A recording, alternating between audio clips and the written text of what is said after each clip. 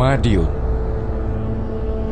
suatu wilayah yang menyimpan begitu banyak potensi daerah yang terus berkembang melalui perekonomian dan kekayaan budayanya.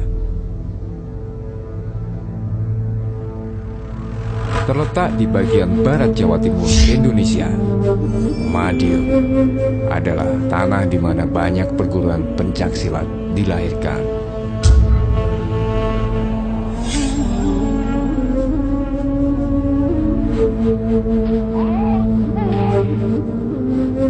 Di Madiun itu perguruan paguyuban itu ada 11 anggota. 8 lahir di Madiun, 3 lahir dari luar Madiun. Begitu banyak nilai-nilai luhur yang terkandung di dalam ajaran pencaksilat. Madiun kini juga disebut sebagai Madiun, Kampung Pesilat.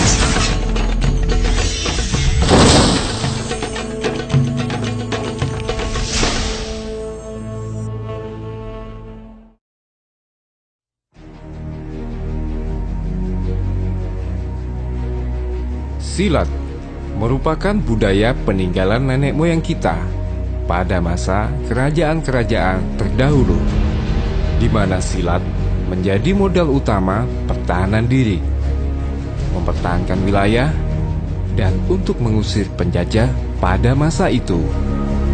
Awalnya bela diri itu adalah cara untuk membela diri satu kelompok untuk mempertahankan daripada tantangan alam pada saat itu.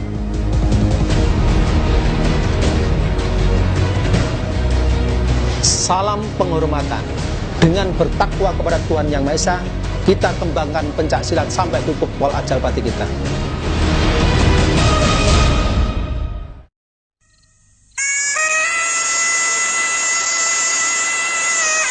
Pencaksilat adalah modal bagi perjalanan berdirinya bangsa ini, mengandung begitu banyak nilai-nilai luhur yang ditanamkan bagi setiap orang yang mempelajarinya. Selain itu, pencaksilat adalah wujud bakti terhadap Tuhan Yang Maha Esa dan kecintaan terhadap sesama. Manfaat pencaksilat bagi kehidupan sehari-hari itu yang pertama itu untuk membela diri dari kejahatan yang mana pada saat dulu waktu pemerintahan kolonial Belanda ini yang jelas untuk melawan penjajah. Nah, pada saat ini adalah yang paling utama itu untuk melawan hawa nafsu kita. Jadi kita dulu kita lebih memfokuskan olahraga bela dirinya. Sekarang olahraga bela diri ini harus diimbangi dengan ilmu agama. Jadi dengan adanya ilmu agama ini maka orang kalau sudah di agama itu kan diajarkan akhlak. Jadi supaya memiliki akhlak yang bagus sehingga sebenarnya kemana-mana kita ini cukup dengan memiliki ilmu agama yang bagus. Perguruan pencaksilat tidak hanya mengajarkan teknik bela diri, tetapi juga mengajarkan teknik-teknik lain seperti teknik tenaga dalam, olah kebatinan, maupun pernafasan. Ada 2 pelajaran ilmu tenaga dalam. Tenaga dalam yang satu menggunakan fisik pernapasan, yang mana hasil dari latihan pernapasan itu bisa digunakan untuk memukul benda keras seperti es, betonan, atau stang-stang dagon. Untuk tenaga dalam yang kedua berserah diri pada Tuhan, karena ilmu tenaga dalam atau ilmu kontak itu adalah ilmu untuk keselamatan.